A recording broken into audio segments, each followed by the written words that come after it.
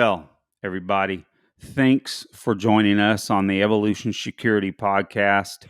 We're excited to have you because we have an exciting guest, a really good friend of ours, and we're going to jump into this interview and talk with him. But right now, I'm going to hand it over to Eric to read something real quick.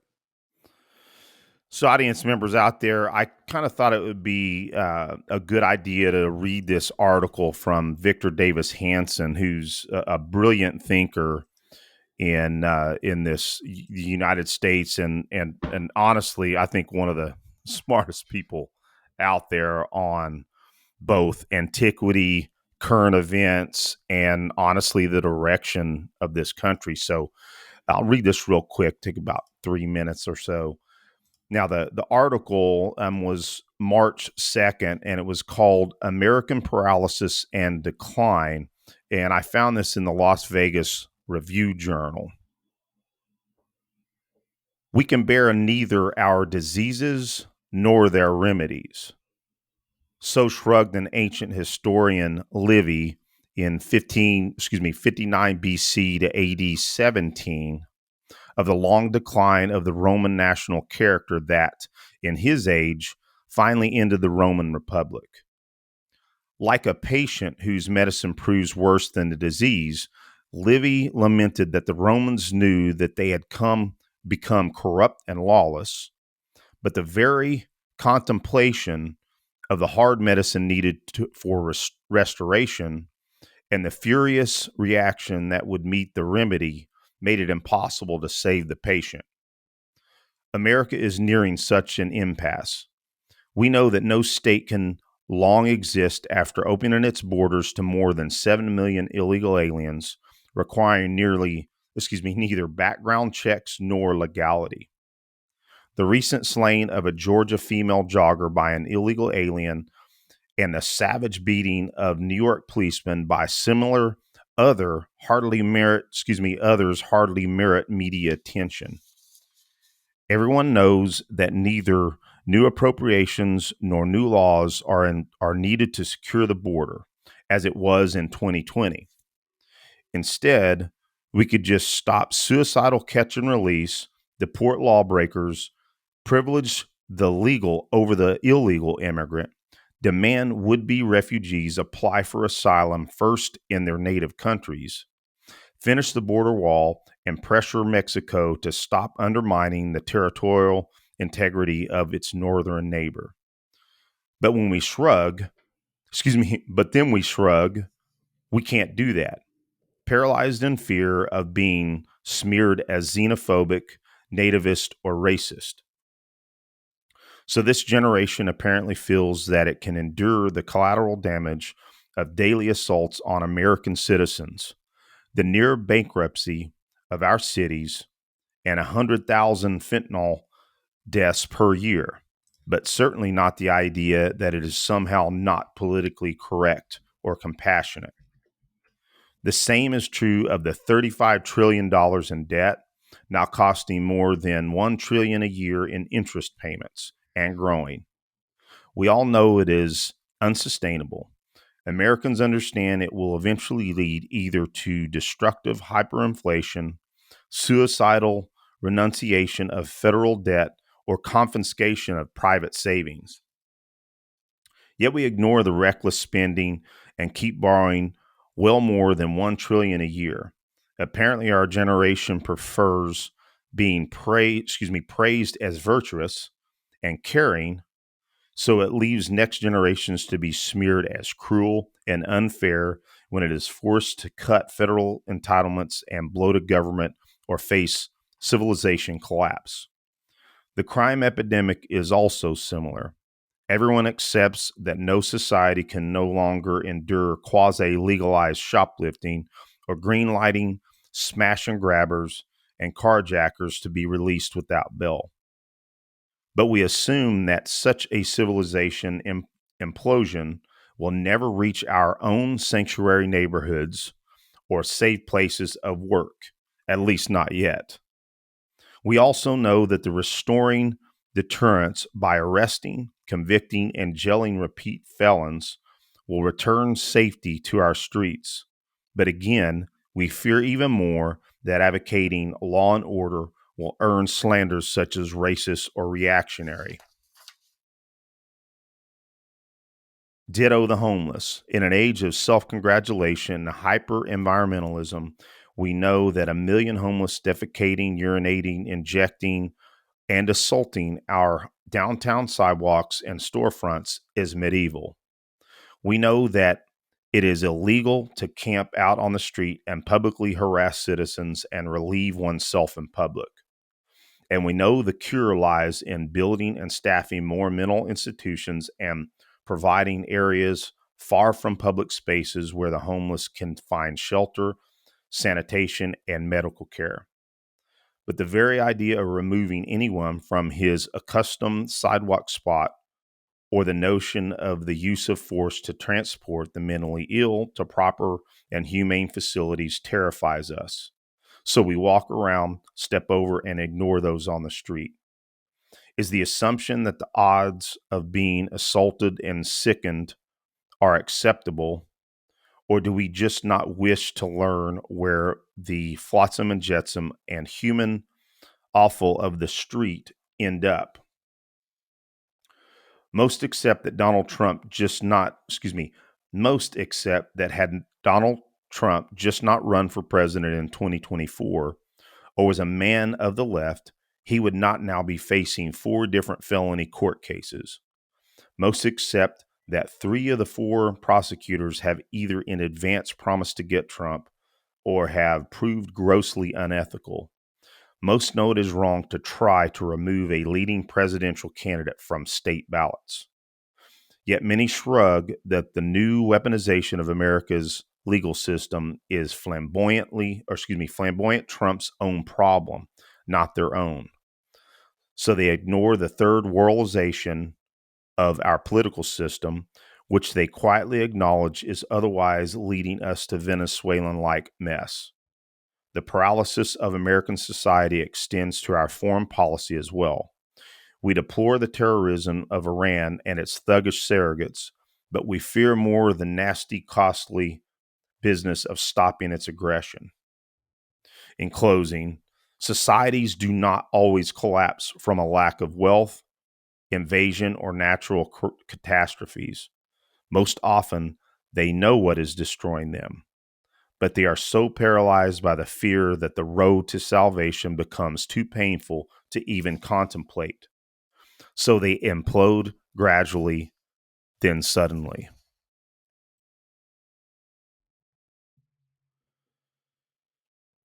So I would say, Aaron, I mean, this kind of sets a tone for what we wanted to have our guest on. So let's welcome Rich Brown of American Warrior Society to our show. I think this is Rich's 3rd appearance, maybe 4th. Welcome to the show, Rich. Eric and Aaron, how are you guys? Doing wonderful. Hopefully that wasn't too verbose, but I think that kind of sets the tone of our discussion. Your initial thoughts on that piece there, Rich? I think he's, if I remember correctly, he's a senior fellow at the Hoover Institute. Yes. Yes, and he also has been doing a lot of, I mean, he's, I guess what you would call an adjunct professor at Hillsdale as well. And I've taken some of those free online classes from Hillsdale that he has taught. Phenomenal. Really? Okay. Oh, I did not know that. I'll have to check that out. Yeah, I mean it's free education, you know. It's also like when, you know, we like to read a lot. I know you do as well. And sometimes it's, you know, you can choose one of those free classes. I mean, it doesn't give you college credit, but man, it's absolutely college level, you know, education and scholar. So yeah, check it out. So Aaron, what you got? Well, I did just want to say a couple words about Rich real quick. Now, we can't go on without saying that Rich is part of, again, the American Warrior Society podcast, which is the biggest podcast in the realm that we are in, which is the firearms and self-defense genre of podcast. And we just are honored that he would spend time with us. And lastly, I don't want to forget to say, not only are they one of the biggest podcasts in our genre, but one of our favorites. So it is awesome to have you once again, Rich. It's awesome having become a, an acquaintance and a friend of yours over the last few years as we've went through this venture. So once again, you coming on our show supports us and helps us, and we just thank you for your time, buddy. Oh, my pleasure, gentlemen. I'm a fan of yours as well. So there you go. Awesome. Well, thanks a lot, Rich. I'm holding something a little here. I don't know if that comes in focus there. Bro, thanks for making me look bad. Aaron, I was yeah. Rich, what is your number, by the way? Is it 002. yeah.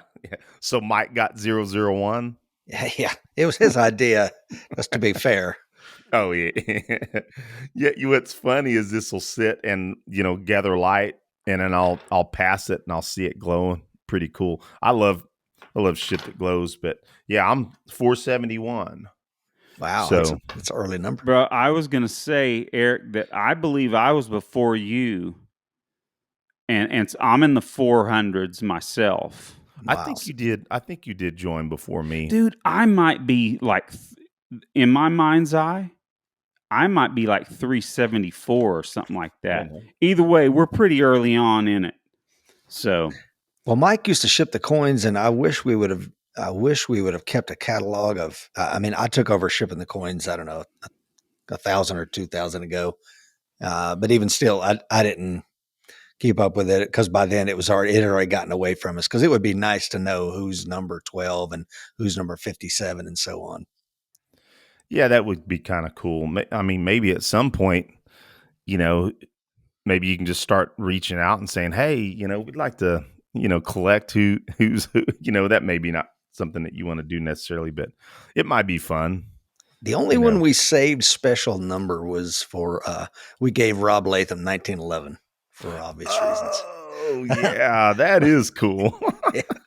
But other than that, I think I gave a buddy of mine 1775 because that's the year the Marine Corps was founded. He's a retired colonel. And other cool. than that, Very we've cool. been pretty like, hey, first come, first serve, man. Well, real quick, Rich, in all honesty, man, we've had you on a few times, and you've done bios on here. I don't think that's necessarily to go into a big bio, but just a real quick, describe to our audience who may not know you, who you are and where you came from. Sure. Retired 23-year combat vet from the Marines. Regional manager for disaster preparedness and government ops for the American Red Cross. Former police officer, corrections officer, special operations response team member. Been teaching firearms with Mike Seeklander for 29 years this year. Wow. We started a company in 1995, taught our first firearms class to civilians, and quickly morphed into military and law enforcement and civilians and so on. And now for the last, I don't know, almost 10 years, 10 years, yeah, we've been doing the American Warrior Show podcast in the American Warrior Society. And we teach firearms instructor development course together. We've got one coming up to close law enforcement group feds in May, but we do some open enrollment. So that's the quick bio. Awesome, Rich. And again, we'll point our audience members to the previous shows and put them in the show notes so they can check you out further. Well, Rich, one of the biggest reasons Aaron and I thought about having you on, I've mentioned this to you before in the past, is that I really like your shows when you do emerging threats. And I mean, Dr. T.C. Fuller comes on with you, does some of those, and forgive me, I'm forgetting the other gentleman's name. Will that Wood. Also, yes, yeah, phenomenal podcast and just excellent discussion. So I thought maybe we can kind of do something along that genre, and that's why I started with that reading. I know it was a little bit verbose, but in all honesty, I am generally a very optimistic person, and I'm still to this day, I believe that I am. And I just am a bit concerned right now about the general direction of our country. And all we have to do is look around the world and see. And I'm not just blaming this current administration, although I believe there is a heavy, heavy amount of blame that can be directed at the Biden administration. But I mean, all you have to do is look around the world. You know, of course, we have the war in Ukraine. We have, of course, Israel just got attacked in October 7th from Hamas, which I'll just say outright that in my opinion, the policies of lifting sanctions and or ignoring those sanctions of what was originally prior to the Biden administration, I think what the numbers I read is that Iran had about $4 billion in liquid cash, and I may be saying that incorrectly, but now upwards of 80 billion in liquid cash. And then I just heard this week, I don't know if you guys heard that there was another, essentially a waiver of another sanction that's possibly going to lose $10 billion more to Iran's coffers, or at least access to them. I blame some of those policies on how easy it is for Iran to, fund its proxies in Hamas and Hezbollah, the Houthis, all of that. I mean, to attack our soldiers downrange. The last time I was there in 2020 and also 2026, the only casualties happen from Iran proxies, and so, I mean, obviously the You mean movement of 2016, bro? what did I say? 2026, that's in the Oh, future. damn. I meant 2016. Freudian slip. In 2020, my last two deployments. Obviously, China is on the move, threatening possibly to invade, Taiwan. Our economy, inflation. I mean, we have the threat of hyperinflation anyway. I didn't mean to go down that rabbit hole just yet, but I mean, we certainly have some major issues in this country, and a majority of it is self-inflicted, right? Rich, your thoughts on a macro level on that? On current state of the world. Yep. Yeah, and or domestically. Yep. Well, let's look at the world first, because I think domestically we're far worse shape, and that's just my opinion, right? Agreed. Yeah, when you look at like potential for World War III, I mean, we have to see what Putin is doing in relation to what we have done, right? So the NATO encroachment on his borders, we said we wouldn't do it. Yep. I think in 1999 we started moving that way. We're in Ukraine, man. Who would have thought that Russia would invade Europe proper? And here we are, probably close to 750 days into this war, and it's fallen into kind of like the Battle of the Somme, this trench warfare.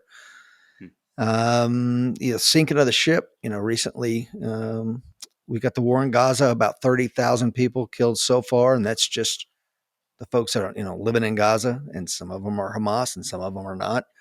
Got in excess of 60,000 wounded. We got 3 Americans finally killed in more than 160 Houthi attacks.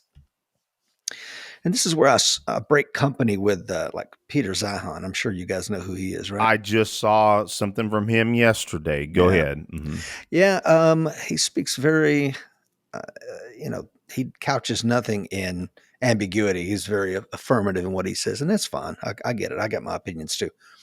But he was on Jack Carr recently, and Jack Carr was asking him about the Houthis, and he just was very dismissive of them. And I'm like, bro, what are you talking about? The Houthis have stopped the shipping lanes now, and they're asking for money to come through there. And they've been bankrolled by Iran, so they have damn near limitless pot of money to pull from.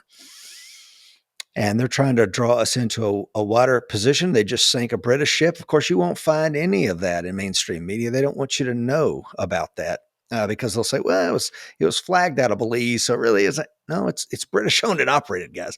They can flag the ship any way they want. So we got that. You got U.S. nukes that we have moved to the UK for the first time.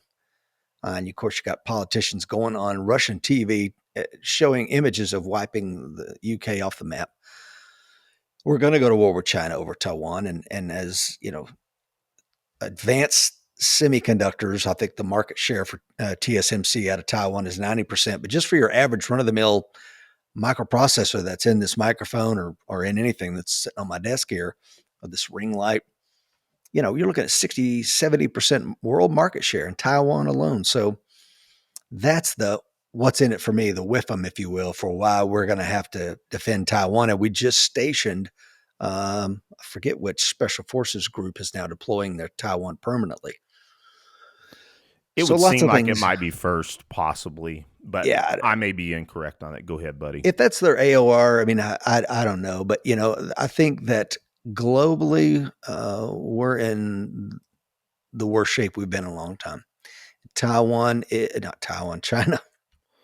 The growing influence of China and the rise of the yuan and the renminbi, their currencies are very concerning. Of course, you have BRICS, Brazil, Russia, India, China alliance, and there's more nations wanting to get on board with that.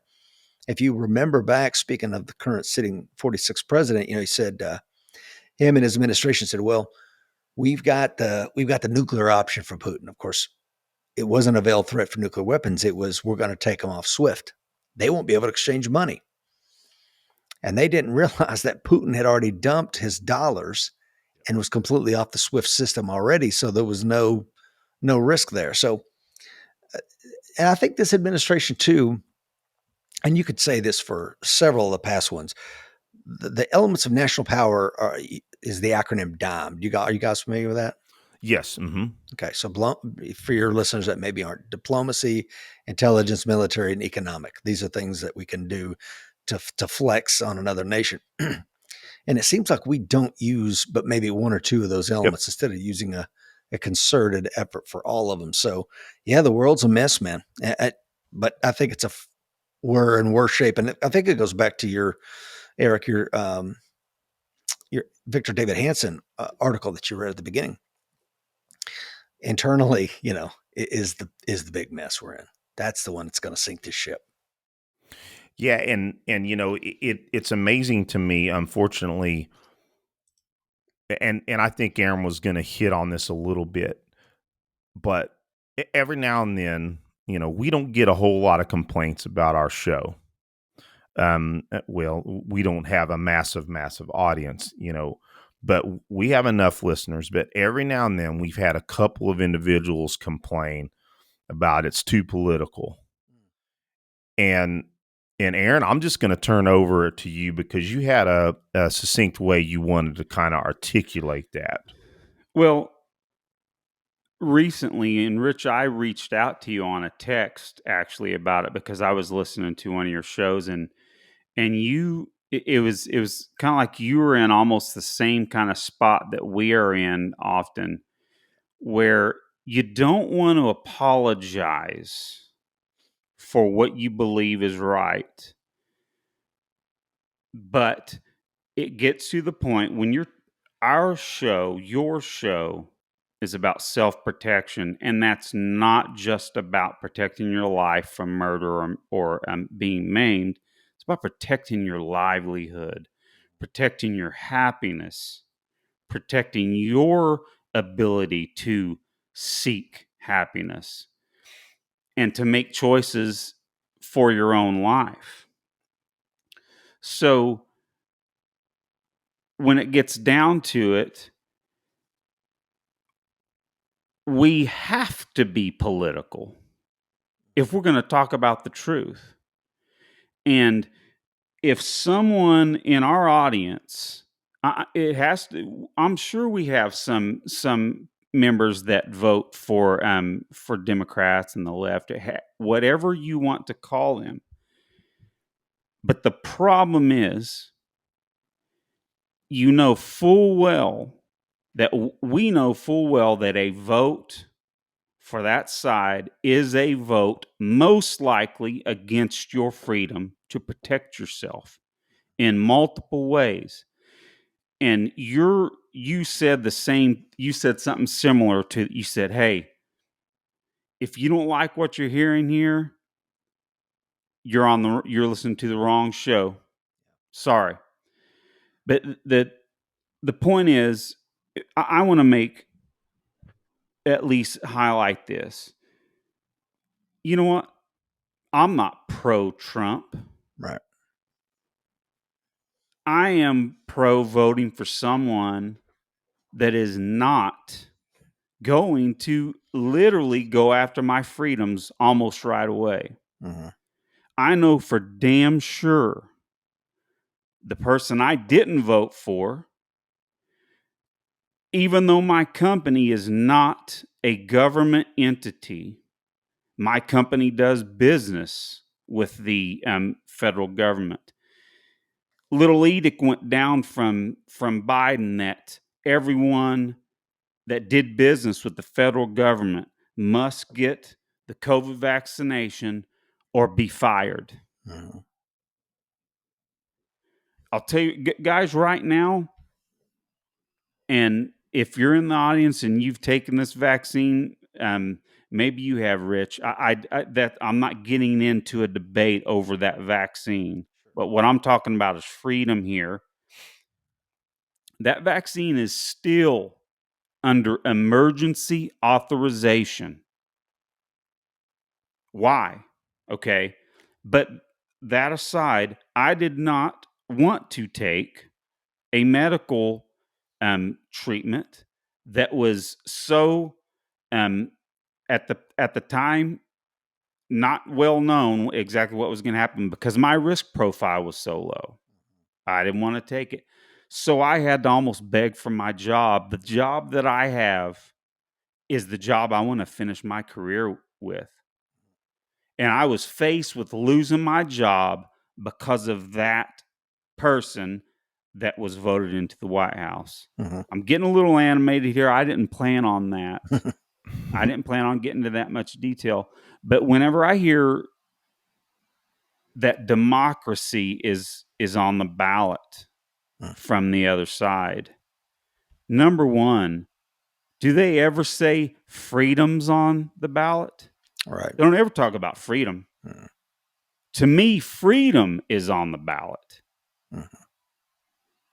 Not so when, and that's just one example of something we've never that I'm aware of now. I'm sure there has been some times when has been something similar, especially during World War II. But in my lifetime, no president has ever been able to give out an edict and tell people that just work for a company that deals with the federal government that they're going to have to take a medical treatment or be fired. Well, I mean, are you guys familiar with the Korematsu decision? And I No. bring it up because you mentioned World War II. And yes, of course, things much, much, much more draconian than that have been enacted. You know, those, uh, you know, uh, during World War II, obviously with the internment camps, there was 12 internment camps that housed in excess of 120,000 Japanese Americans that were, hey, you get to take 2 bags and that's it. You're leaving your house. And a lot of them lost their businesses. They lost everything. And we did that, you know, throughout the duration of the war. And I think the way that it was written was plus 6 months or something like that. And, you know, if you look at the 10 stages of genocide, guys, we walked right up to the edge of it. We didn't exterminate them, but we did all of at the time, there was 8 stages of genocide. I think they've updated it to 10, but we walked right up to the edge with the Japanese people. So there was a man named Korematsu. His family, his mom and dad went into the internment camp from San Francisco. He decided, I'm not going. And he was born and raised in America, right? And he's got, I got a girlfriend. She's of European descent, right? She's a white girl. And I'm staying here. So one day, you know, the police see him walking down the street. They arrest him. He gets a lawyer. I mean, they put him in prison because he's a felon now because he didn't go to the internment camp like he was supposed to. And he was hunted, imprisoned. He went all the way to the Supreme Court, and the Supreme Court decided, I forget if it was a 5-4, it was a split decision. And that said, you know, the federal government can't inter you based on any number of beliefs, right? Your religious beliefs, your color, your skin, your race, ethnicity, you know, anything like that. And it's a scary decision, right? And the justice who wrote the dissenting opinion, I can't remember the man's name, he said, I feel that we have left a cocked and loaded gun for some president to pick up in the future and use for whatever reason they see fit, or words to that effect. But And of course, as a Civil War historian, I mean, there's any number. I mean, man, I could blow True. your hair back with some instances of just completely tyrannical overreach. So yeah, it's there, and we have to be aware of it. That's what scares me about tearing down statues and Yep. changing the names of bases. I'm like, guys, Oh man, that has we're making a been big mistake here, right? Eric, you like living there in Fort Liberty? yeah. And I want you to continue your thought, but again, you just hit it on the head. So most audience members know I still work for the Army as a civilian, and I spent time here at Fort Bragg as a soldier. A part of my past and memories with my brothers in arms. And, so Fort Bragg, Fort Gordon, where I spent a lot of time, you just name it. And they decided they're going to rewrite history and erase those names.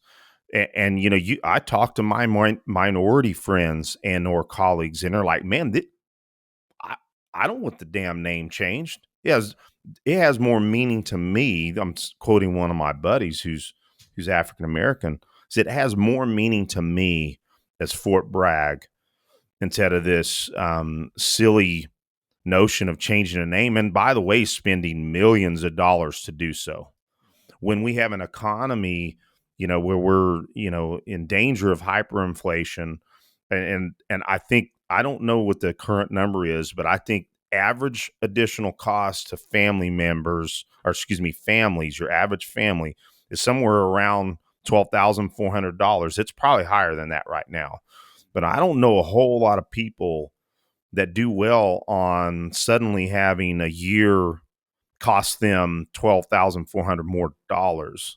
And these are policies. Unfortunately, some of these policies, started with COVID spending. Unfortunately, under the previous president, um, but and frankly, our spending woes have started before Oh even the gosh, yeah. last two administrations. But man, it was like drunken sailors. Yeah, it's Even worse. just the last 3 years, you know. But yeah, you were going to say, Rich. I'm sorry, buddy. No. I think let's take on a few of these things. So you talked about the economy, and for those that don't know, Will Wood and I, we do a show Monday mornings, which is really about the economy and current events, and then Friday mornings I do my show with whomever might be the guest that week. So, and talking about the economy and being this close to it, I will remind folks, and I think I may have said this on the first podcast or second with you guys, so bear with me if you've heard this before, but when you consider what is $1 trillion, million, billion, trillion, schmillion, I don't know what the hell that means. Well, let's put it into something we can understand, right? And that's seconds. How old were you, either one of you, Aaron or Eric, when you were 1 billion seconds old? Any guess? I get my calculator out. No calculators. Just take a wild guess. 1 billion seconds of life.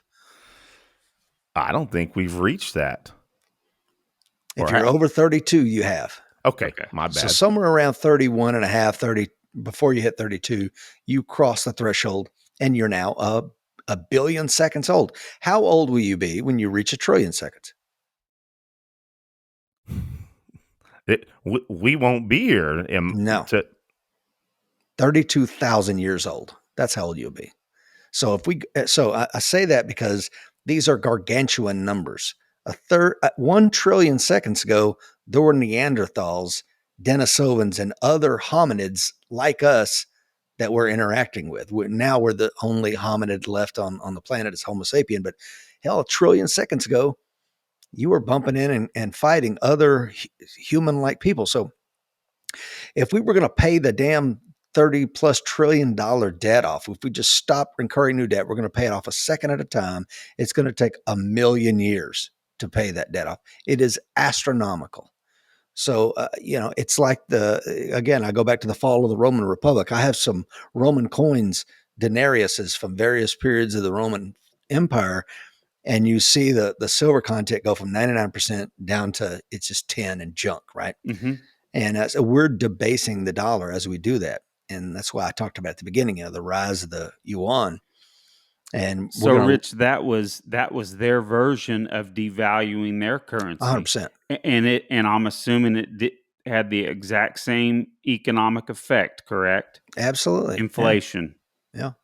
Yeah. Yeah, it's just a math problem at some point, guys. I mean, it just really is a math problem, and the fact that they treat it like it's something else, and I suppose because fiat currency is just a construct, right? I mean, it's not real. And one of the few instances where a fiat currency wasn't brought back from the dead, Brazil did a really amazing thing with getting on another currency, and it was a complete head fake. It's a really interesting story. I don't know if we have time for it, but yeah, I think economically we're in really, really, really, really bad shape, and I don't see any way to right the ship. And unlike you, Eric, I'm generally a catastrophist. I'm a completely pessimistic kind of person. Um, but even with, I try to cast a rosy light on anything I can. Let me go back to something too before I go there. You mentioned a moment ago, Aaron, during your rant, and I love that rant because I feel the same way. I would much, much rather talk about minutes of angle and flashlights and jujitsu and kimuras and all the other crap that our self-defense community that started me and you guys down this road decades and decades and decades ago. However, when you look at really what is the threat right now, it would be intellectually dishonest for me to stare into this, thing and talk into this microphone and talk about anything other than what's going on right now in America. It would be, I mean, I couldn't look my grandkids in the face some days. So, Granddad, why didn't you tell people what you saw coming? It's like, Exactly. I should have, but I am. And you take a risk for that, right? We sent a email. Seeklander did, Mike Seeklander, my co-host partner, maybe 4 or 5 days ago. And we said, hey, we got a mailing list of like 40,000 people. We sent our thing out, and most of the people that responded back were very, very, very positive. But there was two, and one of them was calling us like Trump loonies and stuff like that. And the quote was, in the place where the 10-toed people live. And so I just wrote back as eloquently. I've written a book, and I was a creative writing teacher. So I'm like, okay, pal, I'll play a game with you. Tell me how, in this one email we sent out, makes us a MAGA loony. We were completely apolitical in the email. So I guess people can read into it whatever they want. You know what I'm saying, Aaron? I guess that's what I'm getting at.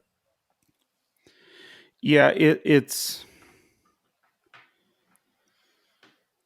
hard. Again, it's hard. Like you said, you'll be intellectually dishonest by not addressing it. Mhm. And when we first started out, and he's still our partner, but he is no longer on the show. Brian, shout out to you, Mhm. buddy. He was way more reticent to get into political issues Yeah. than Eric and I, but that's all right. We just went over that threshold, and I said, Eric, we're not apologizing for it anymore. But it still sometimes feels like we need to address it somewhat. Yeah. But when we're now, you bring up economics. Hmm. Um, I, of course, as an accountant and a business major, I had to study economics, and for studies beyond my bachelor's degree, I had to study deeper economics. I love it. Yeah. Um, to me, economics explains so much of human behavior Hmm. and can be used to predict human behavior. And now it can be dismissed as simple supply and demand graphs, aggregate demand, aggregate supply, and what price ceilings look like on a graph, and price floors, the money supply graphed out, etc. But those are just graphic representations of actually what will happen Hmm. and what does happen. Um, Reading, of course, we can't account for every variable, Hmm. but I just wanted to bring up to you because I've been looking at this. Why? I can't find an answer to this. There's got to be a reason for the trend. Either we never really have, and this is my own ignorance, but why do we not teach economics, macro and microeconomics in school. Now, I may be wrong, but to quote John Hearn with his tinfoil hat, I feel like government-run schools don't want their students to understand economics, because let me tell you right now, there are two concepts that if you understand at an elementary level, and that is price ceilings and price floors. If you understand those simple economic aspects that live within a realm where someone says, we're going to limit how much this can cost, or we're going to make sure you get this much for you get a $30 an hour raise. Those are price ceilings and price floors. If you understand what happens, because the government can't just mandate that a price be something, they will have to either take action. Like, for instance, price floors for milk. This is a popular example, right? That to keep the price of milk up high and support dairy farmers, the government mandates it's $5 a gallon. Let's just use it. Let's leave it there. But the country doesn't want to pay $5 a gallon for milk. So the federal government, in farm subsidies, right, buys half the milk and lets it rot in warehouses, because the laws of economics cannot be subverted. Somebody has to buy that actual milk to actually have demand, whether it's false demand or not. Demand has to be there to make sure a price is there. I feel like I'm going to lose some people, but all I'm saying is, if you understand those two concepts, price floors, price ceilings, you would probably not vote for the people you vote for. Yeah. Full circle back to what I'm saying is, why in the hell do we not teach economics in public schools, at least starting just like when everybody starts taking algebra? Freshmen, we start taking some economics. Why is that? Now, do you know history of that, or any insight in that, Rich? What are your thoughts, buddy? I said this to my friend. He is an economist, probably 20 years ago when my kids were first starting school. And I'm like, man, the curriculum sucks. He's like, well, what do you think the purpose of the school system is? I said, well, to educate. He's like, no, it's not. It's the social, make you a good tax-paying creature. If you want them to get a good education, you have to pay for it. So we put them in private schools. You get what you pay for. But I don't. And strangely enough, I was having this conversation with my youngest son, who's 21 today. And happy birthday to him. Yeah. Oh, not today. I mean, he just happened to be 21. Gotcha. Oh, sorry. Gotcha. I didn't mean to confuse you, but yeah, and we were having this conversation, and I said, I don't know why we had the same thing, Aaron. Because he was telling me, like, we got none of that stuff, Dad. The stuff that we talk about, like, why didn't they teach you about stocks and bonds, mutual funds? I said, because the person you're going to learn that stuff from is the guy trying to sell you those products, those financial products. And that's not the time to learn about it when you're sitting in front of a salesman who sounds like he knows what he's talking about. The same thing. There are so many things wrong with our economy. You look what Robert Mugabe did, with how he ruined the Zimbabwean dollar when he was president. A whole lot of things he did, but tried to fix the price of bread.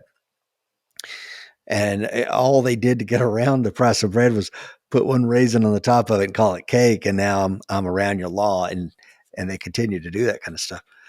We just saw Gavin Newsom do it, right? I mean, he just made the exemption for his buddy at Panera Bread by saying any place that you don't have to follow the $20 minimum wage or whatever the minimum was if you sell bread as a standalone product.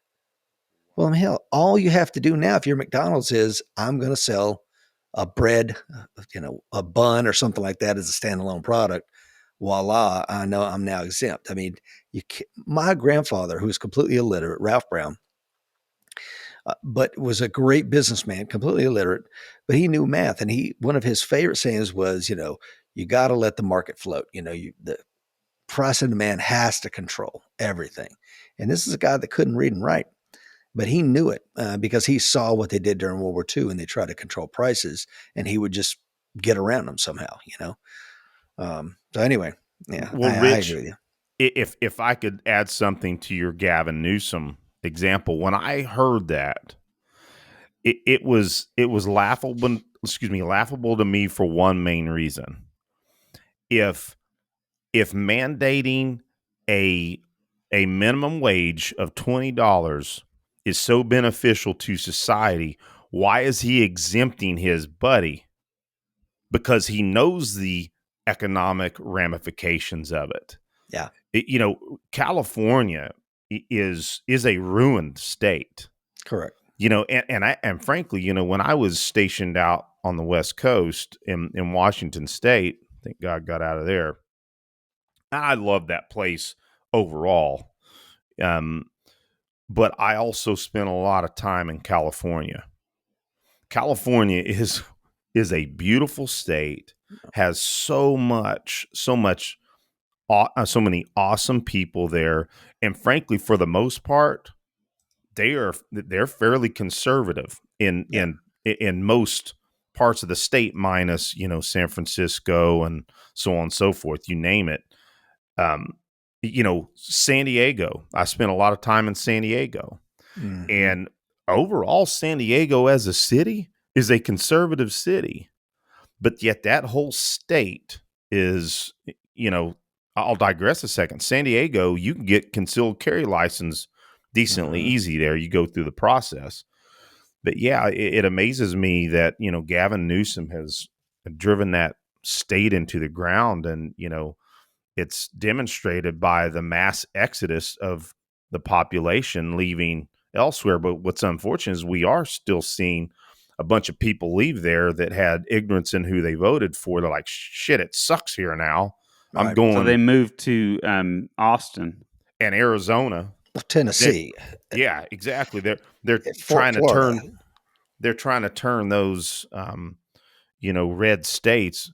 By the way, whoever the hell decided Republican states were red. I don't get that crap. But anyway, I digress. But Well, I do want to interject one thing here. What you were talking about, you said your grandfather, Mm-hmm. the businessman that knew math, and he said basically you got to let the market float. Mm-hmm. The point is, and it's so hard for people to fathom because they think, oh, the government coming in and saying a price is too high or too low, that's just compassionate. It's not fair. Well, the problem is that supply and demand, everybody says, okay, it's supply and demand. Well, one of the issues is that when that all comes together, I don't want to lose anybody here, but that equates to equilibrium price, Correct. and that constantly changes based on the market itself. But we can still understand everything, how it hovers along the supply and demand curve and around the equilibrium. Mm-hmm. Equilibrium is reached by millions of people taking into account unfathomable amounts of information. Mm-hmm. The three of us think about 1,000 variables when we decide to put something on our credit card tonight. Mm-hmm. We make all those assumptions and take that into account because it's just within us. And we make a decision whether we're going to spend something, we're going to buy something, if it's worth it to us or not. But you can't control that innumerable amount of variables and decisions within each individual. But the government still has the autocrats still think they have the hubris that they can control it, but they can't. It's a mass so large that it's unfathomable to most people.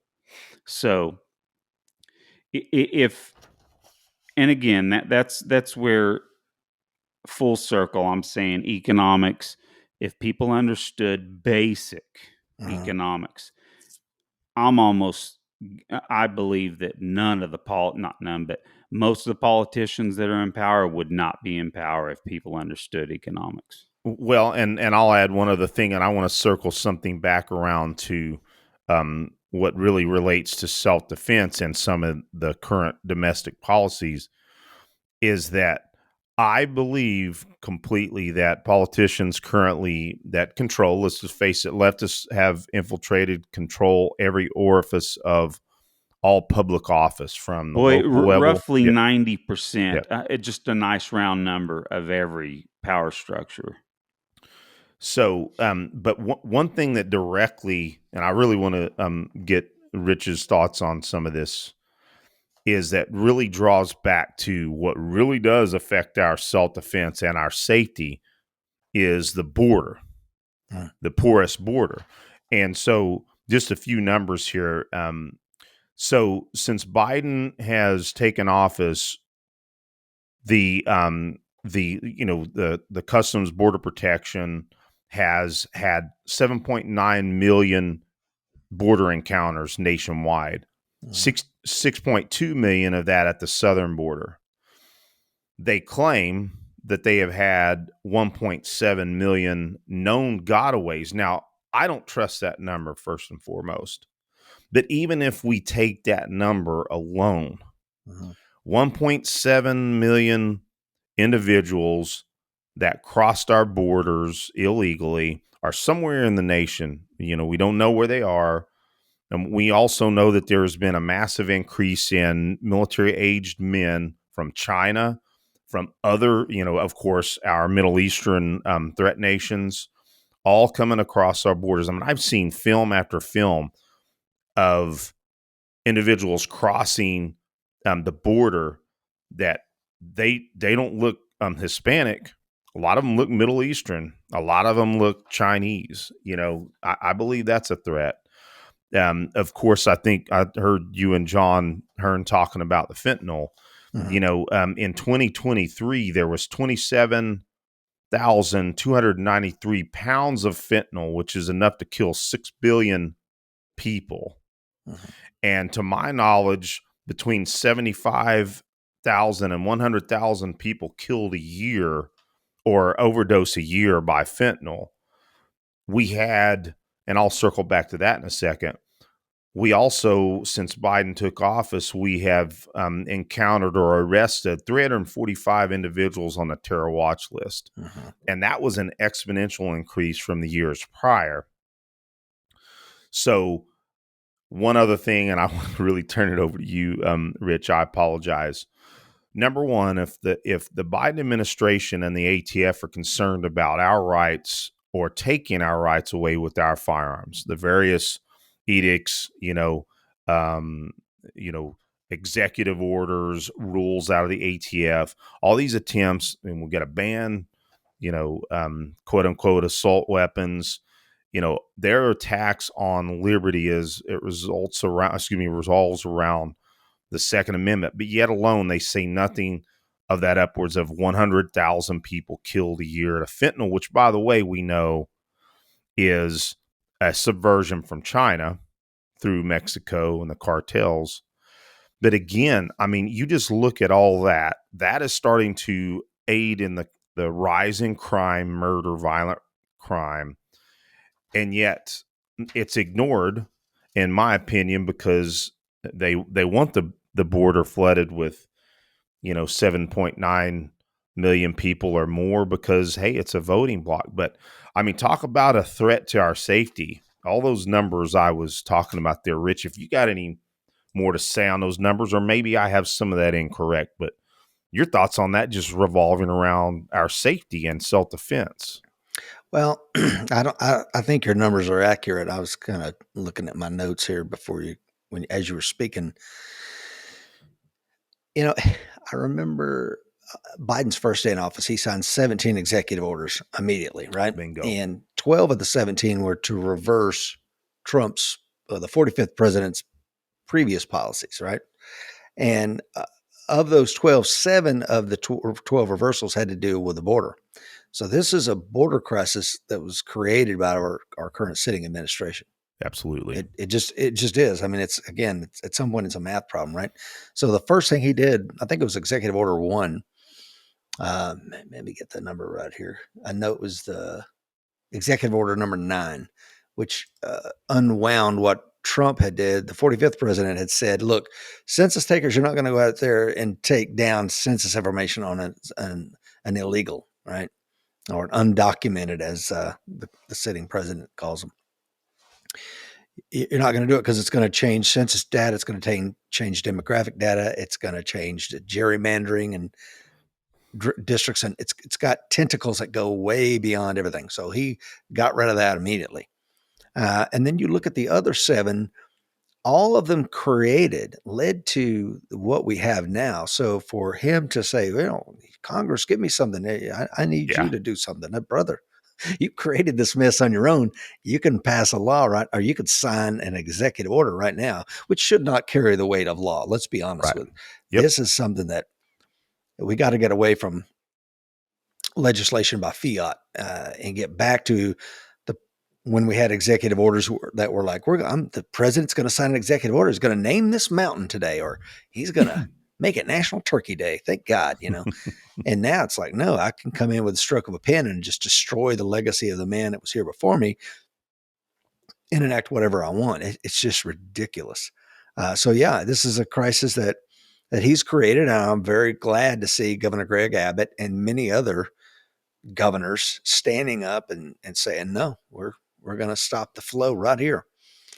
And Yeah. so thank God for that. Absolutely. A little bit of federalism, right? Mm-hmm. And so it's kind of, I'll just put it this way. It's laughable when I hear, especially in the media, this huge emphasis of pejorative that the quote unquote replacement theories and all of that. Mm-hmm. So however you want to place the definition, what I will say, and again, I wish that I have these executive orders, or at least the stories that I read them about, but I'm sure that I can provide that data, in the show notes. But Mm-hmm. 2 executive orders that I am tracking that President Biden signed in 2021, I believe it was that the census would now count non-citizens, Mm-hmm. right? So that's one, right? So again, that can lead to additional seats in Congress. It can lead to all kinds of implications as it relates to politics and power, frankly. Also, executive order to push voting with violent, excuse me, let me digress a second, felons in prison or jail, and also trying to kind of um, curve around the law to try to kind of educate illegals on voting by mail. Mm-hmm. And trying to, and again, I don't have all those. It's been a while since I read those, but again, I'll do diligence and I'll find those again and put those in the show notes. Bottom line is, if we want to have the pejorative of replacement theory, why on earth would President Biden open the borders and then want the census to count non-citizens and also push, or at least try to get some votes from those illegals? I mean, it's right there, Yeah. And some of this they do out in the open, which is also astonishing. And some of it is so shocking, and it conforms neatly to my confirmation bias. So like what you said, that I'm not aware of that executive order that you talked about with regard to felons and some of the other ones you mentioned. So I'm going to have to do some research on it, because when I hear things that conform and comport beautifully to my own confirmation bias, I'm like, okay, well, wait a minute, whoa. Let me go all the way down the rabbit hole on this just to make sure, which is what I think we have to do, because the media is absolutely lying to us. And case in point, and this has to do with the border as well. My brother, who's a former Marine, former cop as well, retired law enforcement guy, he was telling me the other day, he says, yeah, did you hear about this 320 something thousand uh, illegals that Biden flew in? I'm like, no way, bro. You're talking about 300 passengers per plane. You're talking about 1,000 flights in 1 year. What are you talking about? This is insane. There's no way. Well, and then I saw where Donald Trump had mentioned it in one of his campaign rallies. So, and I I Google that, right? And the first thing that comes up, hey, independent fact checkers have said this is an absolute lie. It's a falsehood. Another one of Donald Trump's lies. And I'm like, okay, well, there you go. And then I'm like, well, hold on a minute. Let me read this entire article. Let me do like you did at the beginning. Let me read the whole 5-minute article. So toward the end, the last 3 paragraphs, it said, Donald Trump said that these are coming from parts unknown. And this is where they said this is fact checked incorrect, because we know that they came from 46 different airports and that the government has refused under the Freedom of Information Act to tell us where they come from. And I'm like, well, then he is telling the truth. Yes. They are from parts Jeez. unknown. And it's like, oh, no. They're from 46 different airports. They just won't tell us, but they know where they're from. And I'm like, bro, so again, if you just read the headline, you're like an average American. Our time is very precious and we don't have time to do the research. We just read that and we go, okay, all right. So they're openly lying to us. Now, about the border.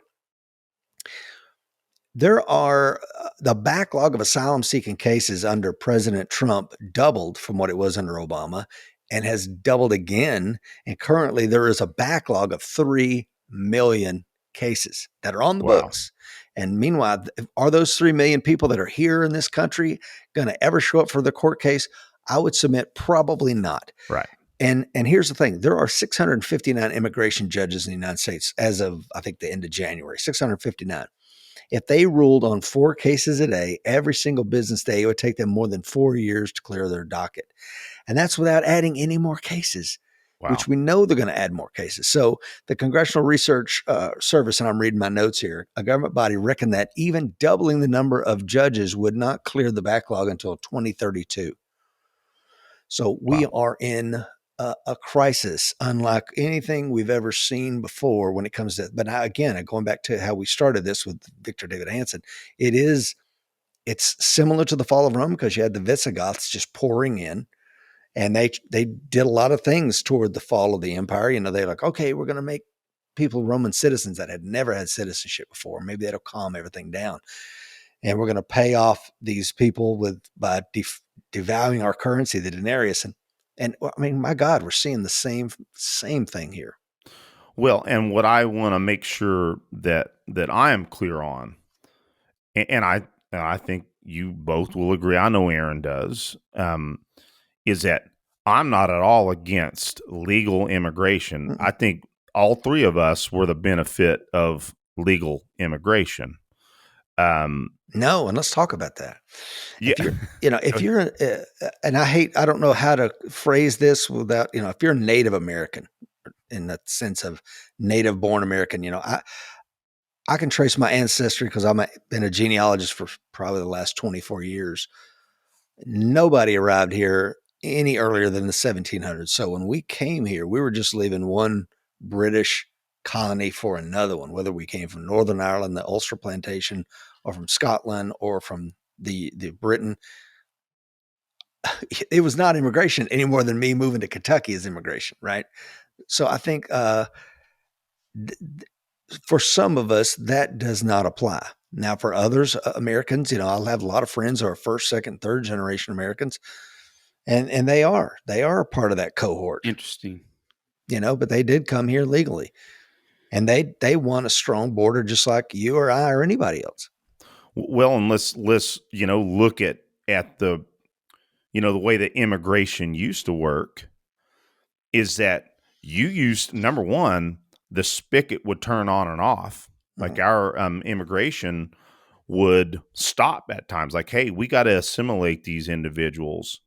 And number one, their application for citizenship or at least immigration, they had to be able to offer a skill. Right. They didn't just get to come here willy-nilly just because they wanted the freedom of the United States. They had to be someone that was going to be able to contribute. A doctor, a lawyer, or and most countries are that way right now. I mean, if Yeah. you look at like New Zealand, for example, if you want to move to New Zealand, there's a point scale, and you input your information. I have this level of education. Yes, I speak Wow. English, blah, blah, blah. And I think I did it just on a goof, and I had my point scale was like a 70. And then you need like 100 to 105 to even be competitive for them to like give you a call and go, hey, we're willing to give you a Wow. visa. So, yeah, I mean, but So Rich, what you're saying, I don't mean to cut you off. So what you're saying is that New Zealand is xenophobic then? yeah, I'm absolutely. I can't help it, man. So yeah. they're wanting to, of course, I am joking. Every Um, country's like that, though, man. I mean, yeah, the idea of the passport that we Except for take. us, though, right? Well, I mean, unless you cross over the border, and that's what I just came. We spent several weeks in the UK back in January and February, and just came back from there. So what pissed me off is, you're flying, you go through TSA, and they're crawling up your rear end with a microscope, looking at everything. They're tearing my bag apart and all this stuff. I'm like, bro, I could have flown in to Tijuana and walked across the damn border, and nobody would be patting me down. I could come into this country wherever I want. So it's like the system that's created now penalizes those that play by the rules. Whether that's gun rules, right, that the ATF create, you're only disenfranchising the Davis brothers and the Brown brothers. You know what I'm saying? People that play by the rule. The problem is going to come when we don't play by the rules anymore. And I'm just saying, right, that there's going to come a time when it's too tyrannical. It's like, yeah, and yes, I'm not going to participate in that. No, thank you. yes. It's unfortunate, and I still believe that there is political remedies for this. But Mhm. let's face it. We know, and Aaron and I talk about. I know you and Mike talk about this on a regular basis. It chaps my hide, and I saw, and I put it in some of the show notes, or excuse me, the outline. This straight out of Pravda puff piece for Face the Nation with Dettelbach and his quote unquote expert who looked like a complete doofus trying to take apart and put together Glocks. Yeah, I saw that. So you have individuals that think the way that they do, and the current attack on the Second Amendment, but yet still in the same breath, they're letting all these individuals in that are completely the antithesis of safety. Mhm. It just drives me nuts. And Yeah. and I'm kind of digressing a second regarding that video that I put in there. It the very fact that for years the ATF had provided letters stating that pistol brace sporter type pistols were legal, and also that 80% lowers were legal. They also said bump stocks were legal. I personally don't care about bump stocks. I'm not, Yeah. just to me, that are not a big deal. Um, I personally, I want to use my ammo more wisely, but people have fun with that. But the point is that regarding the pistol braces and 80% lowers, that video, Dettelbach kept just basically saying, "Hey, Congress said that those were these short barrel rifles and ghost guns were illegal from the get go." So, but people are trying to circumvent it. It's just complete news speak. Yeah. And the ATF is full of a lot of amazing guys, Oh, just like absolutely. any other part of the government. Mike and I had some ATF agents in one of our classes a year or so ago, and one of them just emailed me, and he's a phenomenal guy. But so I think this idea of the deep state, whoever these folks are, that's making rules that carry the weight of law that could send you and I to prison for the rest of our natural life, and that's got to change. And I don't know how, because getting the government to give up its power has never worked anywhere that I'm aware of. Um, Yeah, and I think here just in the future, I want to talk about what I think there are some remedies for, and I digress a second because I almost didn't complete one of my thoughts. Is that again the Second Amendment, and this is what led me to that thought because I started on another train of thought. Is that in that video, I forget who the journalist was, if you want to call her that. I shouldn't be that rude, but I'm just going to, is that it's is that they portray that the Second Amendment is about hunting. Hmm. Would they use that, bump stock AK for hunting? They bring that up all the time. The Second Amendment was never about hunting. Being able to hunt with a firearm is a byproduct of being able to have firearms. We Yeah. know that if you read the Federalist Papers, I think Mhm. 26, 29, I used to know the numbers, but there is no question that a well-regulated militia being necessary to the security of a free state, that first clause, Yeah. of a free state, that's what it's about. It was about the defense of tyranny, either Mhm. foreign or domestic. And so, to your point, is that anything towards the ultimate reset is not on us. It's on, it's on the current Marxist leftist policies that are driving our country. And to Aaron's point, the democracy statement, again, that bugs the hell out of me. No mention of democracy in our Constitution. None. Only a republic. Mhm. What is it? Article 4, Section 4 is the only part of the Constitution even discusses what form of government, and it's that it's a Republican form of Mhm. government. But and I know Aaron was using that term because that's what they Sure. use. But to the point, the Second Amendment is absolutely being attacked, and I didn't mean to get down on that rabbit hole just yet. But No, people misunderstand. I mean, people in the firearms community misunderstand what regulated meant. yes, They take it as a 21st century term, regulated. It did not mean regulated when the framers enacted that. It's well trained, well educated, well armed, well disciplined, et cetera, et Prepared, cetera. Yeah, basically. Yeah. prepared, right? So, and I cringe when I hear people say that. Yeah, it has zero to do with hunting. It does everything. It's a check against tyranny, and as well as the like you said, the freedom of a free state.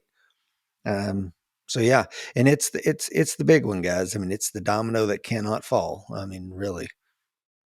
yeah, absolutely, and again, and I'll just say this: self defense, like actual literal self defense, wasn't necessarily what the Second Amendment was about either. It Can is we talk about also, that for a minute? yeah. I Go don't, ahead. yeah, because having spent a lot of time in the UK over the last 7, 8 years, man, when you get off the airplane, I don't know how long it's been since either of y'all went there, but when you get off the plane, there's a giant billboard right there, so you can't miss it. It says you must surrender any of these offensive weapons, and there's a list and there's little photographs. It's like the weapon is not offensive or defensive. The weapon just is. It's morally ambiguous. As a rock, offensive, defense. It depends on what you do with it, right? It's got stored potential energy that can be used as kinetic energy if I bash in your skull or I drop it on your foot. But that's where these things go. I mean, at first it was common sense gun legislation that the UK enacted, and now they've banned knives. I mean, you can't carry a knife over there.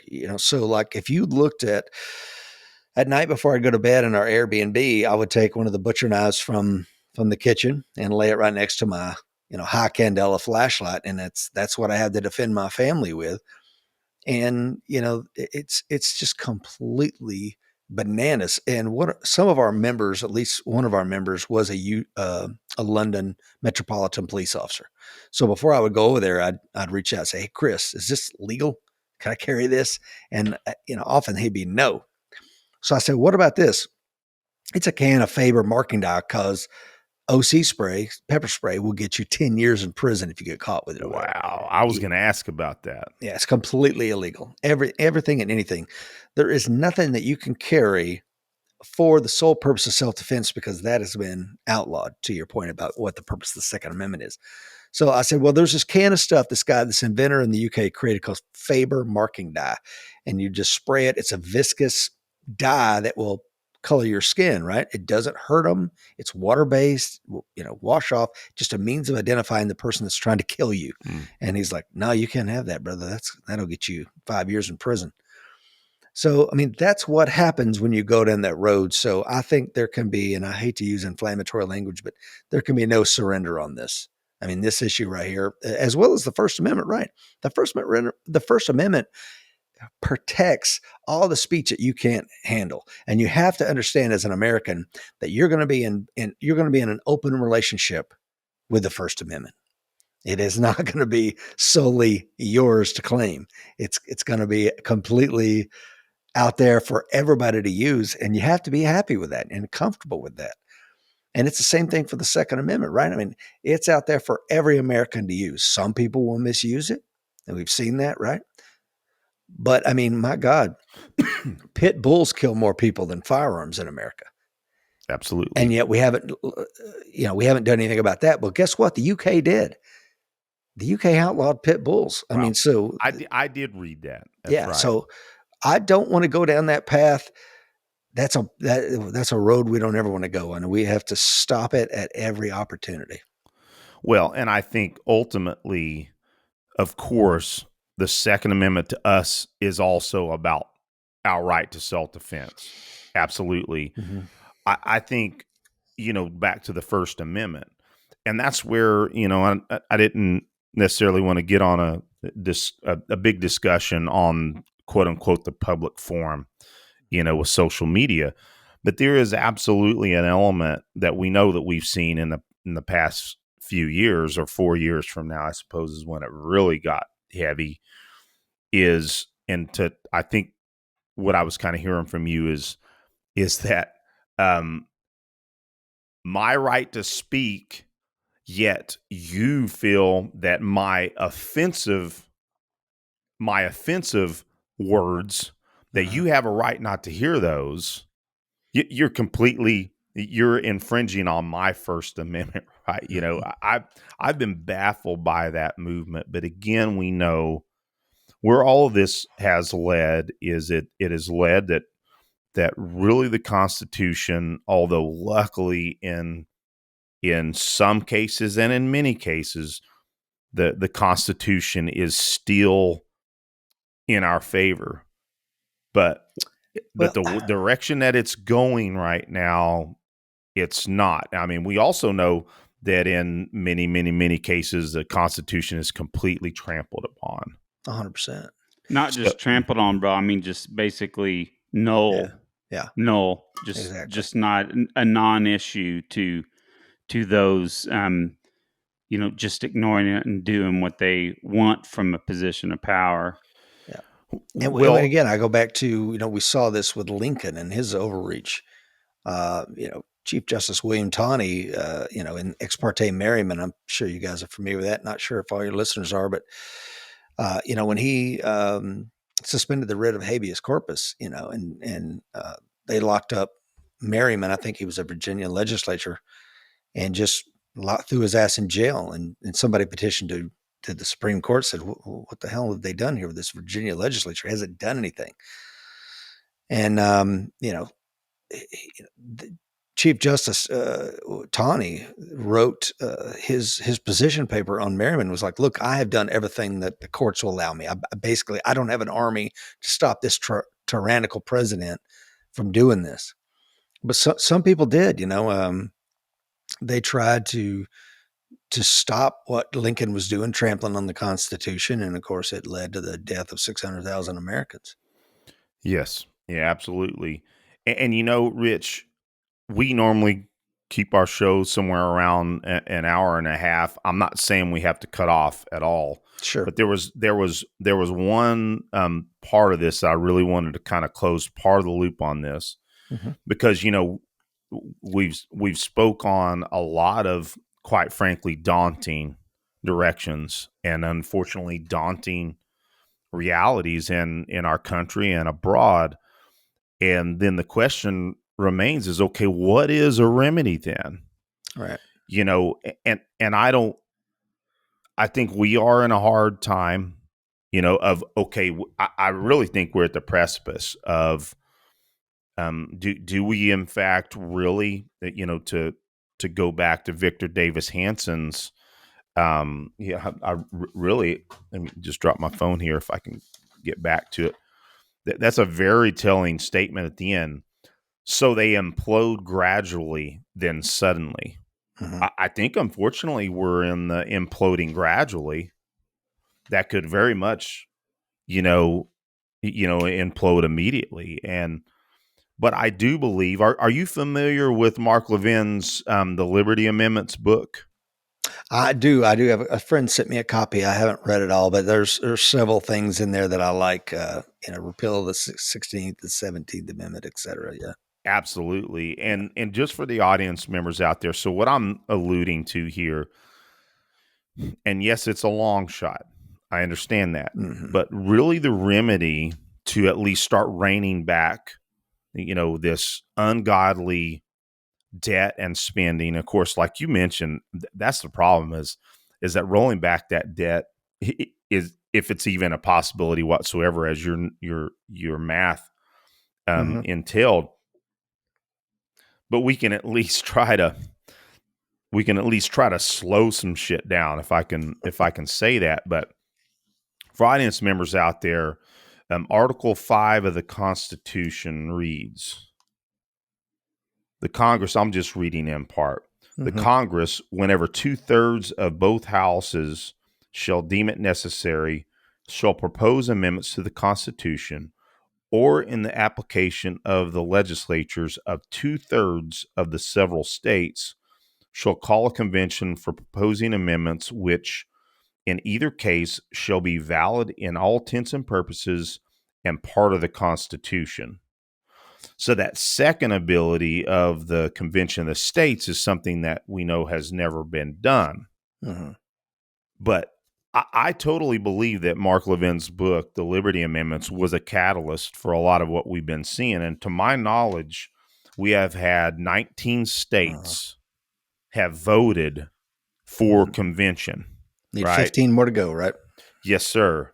Yeah. So 15 more, Mm-hmm. which I look at the map and I look at the states that either have legislation active and or states that are still conservative states that haven't started the process. It is very much possible, at least for a convention. Then we also know we got to get past the threshold of the 3/4 at that point for ratification. Mm-hmm. But just a few of these, I'm just going to hit on a few of these. And I'll just ask your thoughts, because it appears that you definitely have knowledge of some of what the Mm-hmm. amendments were, or that he suggests. And again, Mark Levin's book, Liberty Amendments. And the first one is an amendment to establish term limits in Congress, Mm-hmm. which I think, number one, I think that if that happens, we can roll back a lot of the largesse that this federal government commits to just to gain votes. And go ahead. But you know why that's a problem? I mean, and I don't know what Levin says relative to it, but I mean, Congressman's got 2 years, right? Um, so immediately as he gets in office, he doesn't give a shit about you. He's got to raise money to get elected again, because that he's 12 months away from an election cycle. Now, when you look at incumbency, year in and year out, it's like 88 to 92%. So let's call it 90% across the Mhm. board. Incumbents get reelected into Congress. So you're never going to have new blood in there until we have term limits, because they're getting reelected at 90% and they're constantly raising money. And I think that also creates the other problem. I don't know if he talks about this, but I would do a lifetime ban on any elected official and their immediate family members trading in stocks and bonds. Oh yeah, absolutely. Okay. Can I please say something really Of fast? course. Because you have an awesome point that you're making. My 18-year-old son he has a small stock portfolio, and Mhm. he discovered a tracking of Nancy Pelosi's Mhm. stocks. And he's been following that and investing in stuff that it's almost like a, It's an in, ETF. Yeah. yes. Yeah.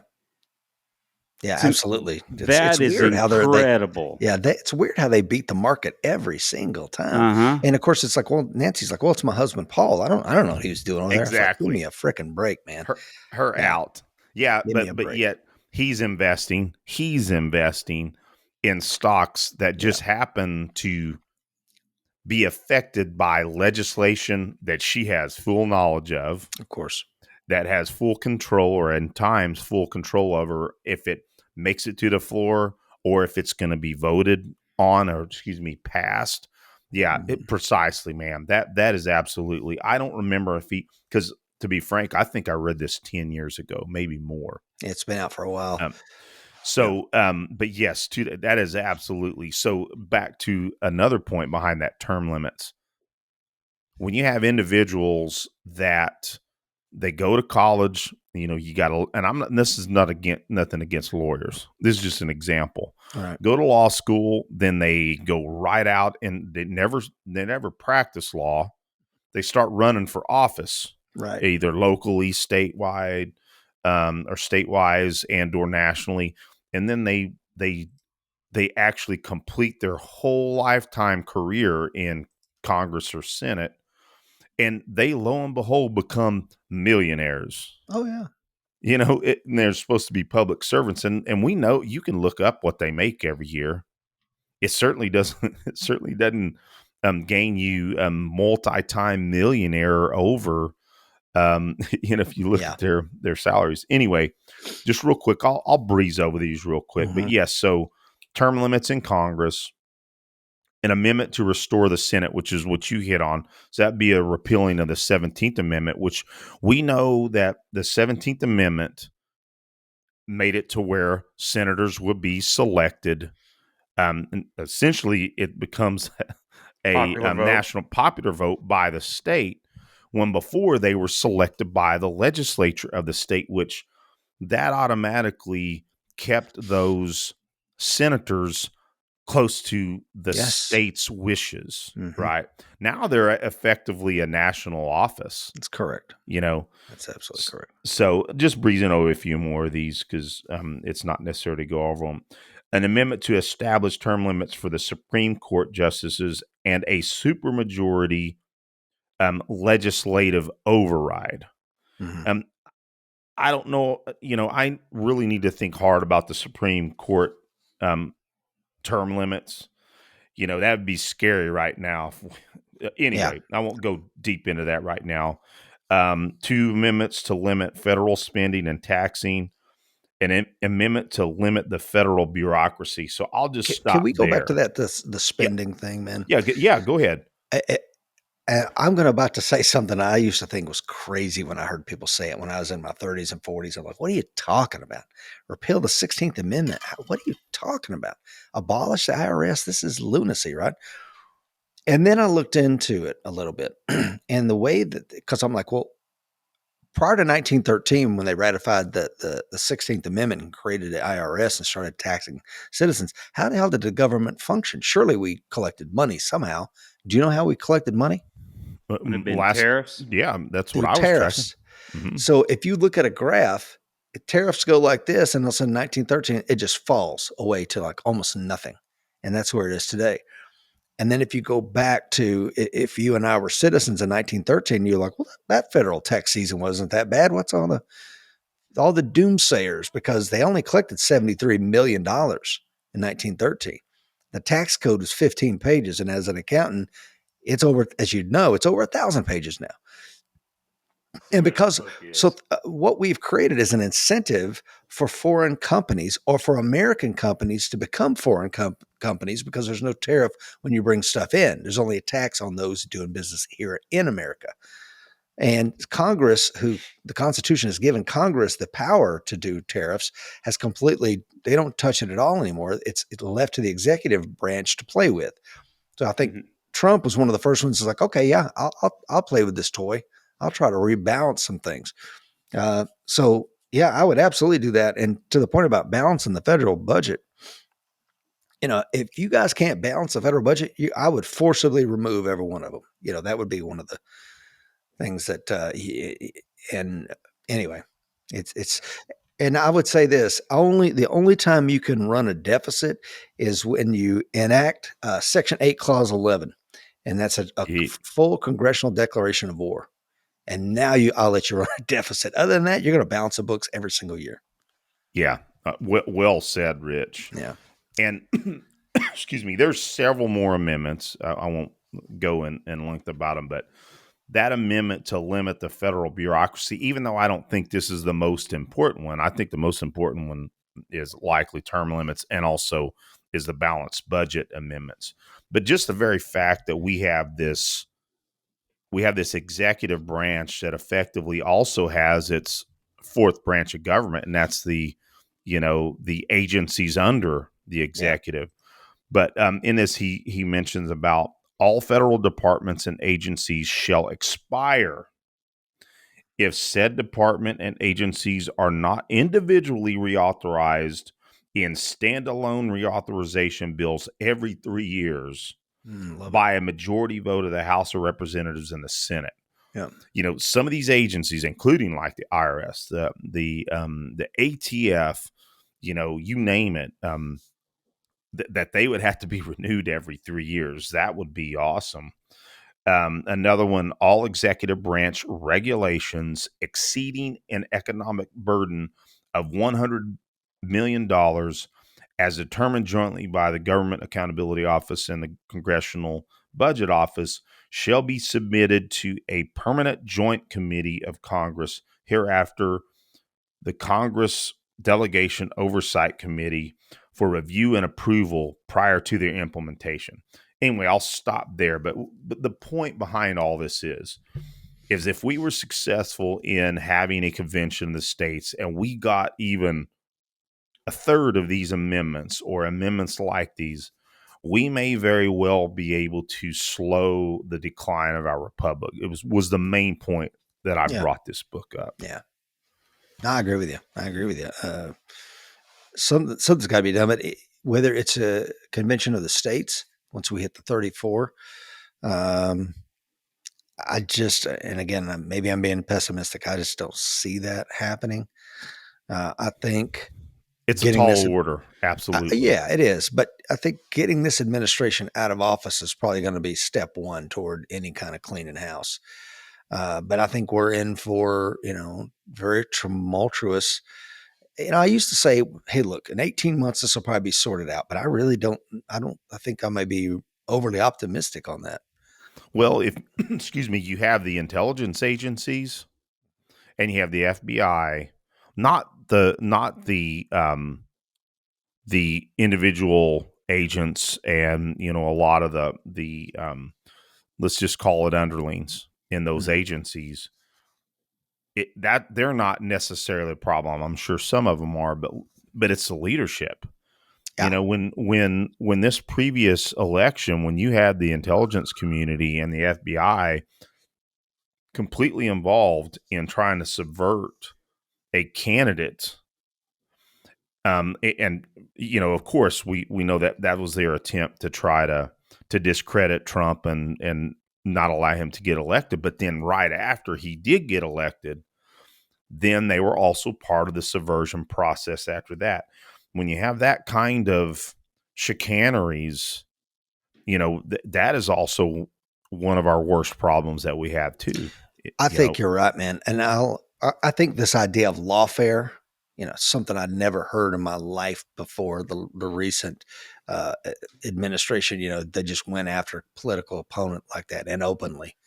I don't see how a district attorney can run on the platform is vote for me and I'm going to lock this guy up. And it's like, what in the hell? How is that lawful?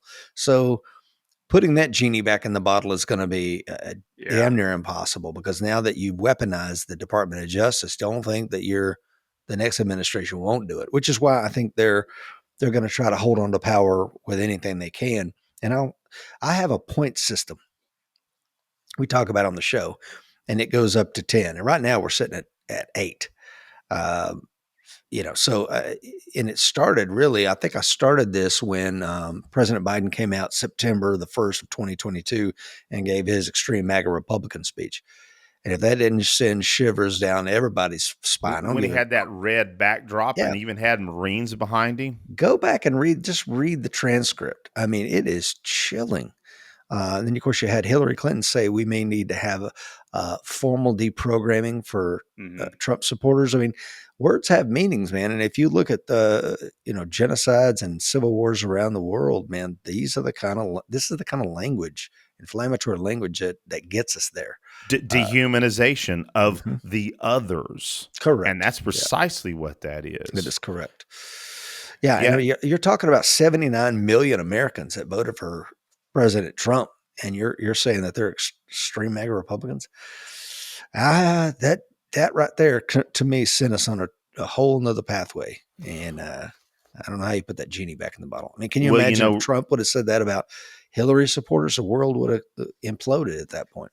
So the main point behind all this is you run for office, let the voters decide. Correct. And let the chips fall. If you do not get elected, that's it. Unfortunately, we know that's not the way that especially the left thinks. But one important point that I think, and I've heard you speak. I think you and John spoke about this as well. But let's be honest here. There are 4 felony cases. I think, some of the felonies were dropped yesterday in Georgia, and I haven't seen the results of 91 felony indictments in 4 different jurisdictions. Yeah. Yes. So if we look at it, those are legitimate, excuse me. Ooh, man, Freudian slip there. Those were charges brought in live courts in 4 different jurisdictions to be played out in those jurisdictions. What I mean by that is that those will go through the court system. Either they happen right before the election, which is what they want, because they do believe they have favorable results, at least in DC, right? But let's just look at it that way. Let's say that at some point they got to make it through the legal system. They didn't just, let's do another thing. The Biden administration has been involved behind the scenes at a minimum in Fulton County. They have had individuals that have been right there in Fonnie Willis's ears. Well, and how do we know that? Just so the casual listener that may not know that, we know that because her boyfriend billed them for a $2,000 visit with the White House counsel. Precisely. It's like, Thank what you, in Rich. God's name does he need to visit the White House counsel? I thought this was a Atlanta issue, Fulton County issue. Yeah, and then also they placed a White House council member in that DA office too. Right. So but to the point is, and I feel like Aaron and I have been talking more than you, Rich. I apologize, buddy.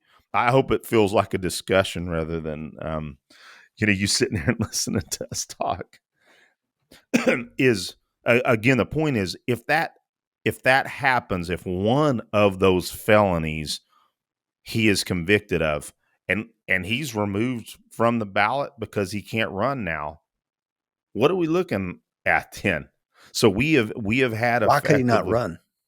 So I'm saying if he somehow if the process happened where he was put in jail, or go ahead. Yeah, if he was put in jail. I don't think it matters if he's in jail or not. I think the Constitution's pretty vague on who can run for president. You got to be native born in 35, and that's about it. I agree with you, Rich. Yeah. I'm glad you made that point, because I have contemplated on that and had that discussion with other individuals as well. I think that's absolutely an excellent argument. What I'm concerned about is what we talked about earlier, is that the Constitution really doesn't matter to individuals that don't care about it. Correct. So, but I'm just saying the hypothetical. It's not actually hypothetical. What if if he's not able to run, and Biden runs unopposed? So now we have Biden, who's been destroying the economy, has aided in lighting the world on fire, and we're stuck with this through tyrannical means. I mean, it's hard to even fathom how on earth that happens. Okay, well let's go back to the Mark Levine book and the things. If you're going to make Rich Brown dictator for a day, right? It's election integrity. If you go to the Heritage Foundation's website for election integrity, Tennessee is number one. Tennessee is number one as far as locking down our vote. You were in the military, Eric, and maybe you voted absentee ballot, but if I was dictator for a day, that is the only ballots we're going to Yes. take is absentee Bingo. ballots. There's a voter registration officer, a commission officer attached to every unit. He's going to handle those and get them in only if you're forward deployed OCONUS.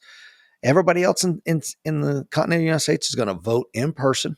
Show your ID, just like we do here in Tennessee. I walk in, they look at my ID, they look at me, they look at the ID, they look at me, look at the ID. Do you still live here? Yes, I do. And then once I vote in the machine, then it's printed off a paper ballot and it goes in a little pile. I feel very confident the Tennessee election is safe and secure. Yes. However, in these other states where we don't have election integrity, Washington State being one of them. Name any blue state just about you want to name. And I hate to point it that way because I do like to have some political anonymity, but I think it's eroding by the day. And I don't want to seem like a Trump apologist because I'm not. I don't think any of us are. What I am against is what is going on right now in the current administration. And I think that it's destroying this country.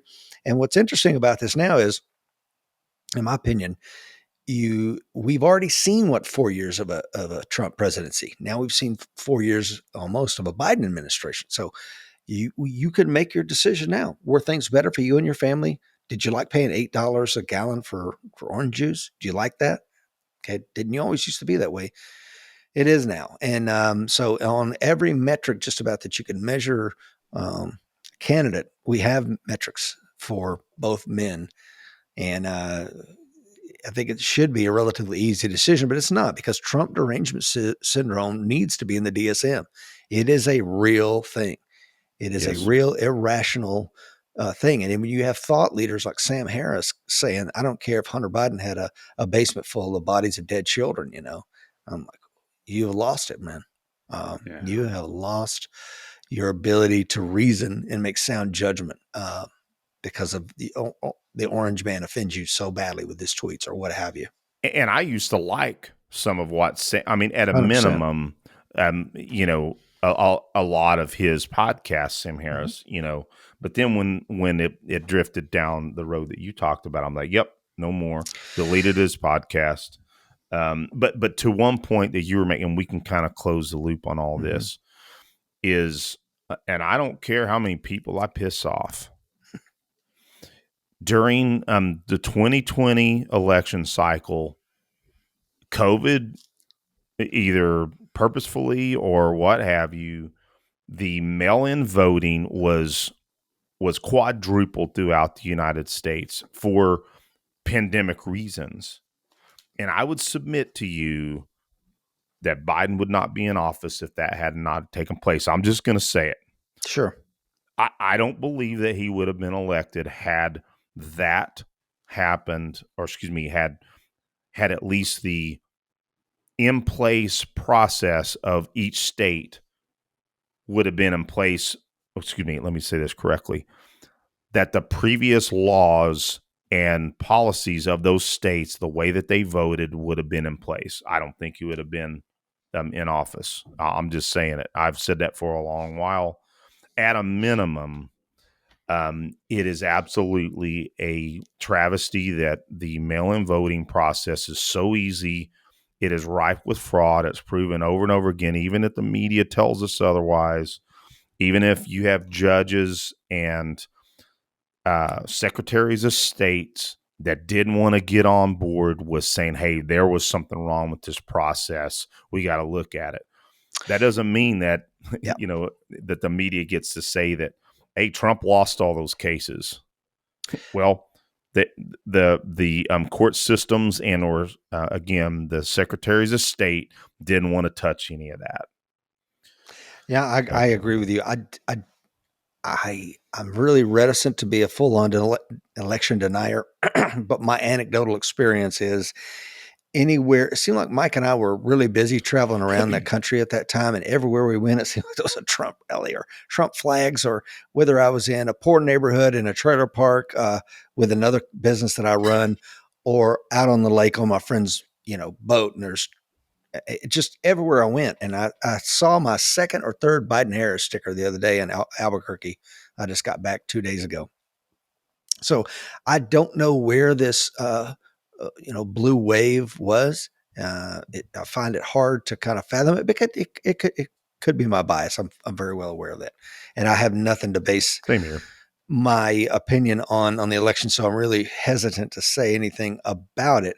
But here's what bothers. This is what scares me, if you will, for talking about the fear that we can kind of close on, let everybody sleep well on this idea.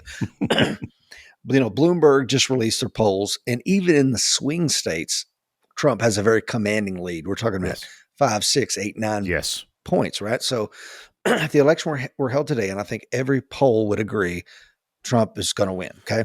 So let's say we go into election day like that.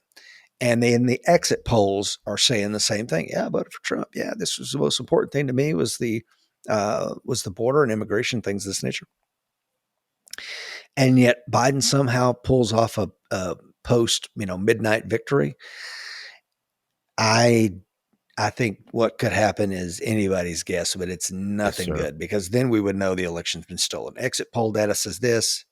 Pre-election polling data says this, and then I don't know what happened, man. He just pulled it out. I'm like, then the country's over. I mean, in my opinion, and I don't want to be overly dramatic, but I don't know what else to call it.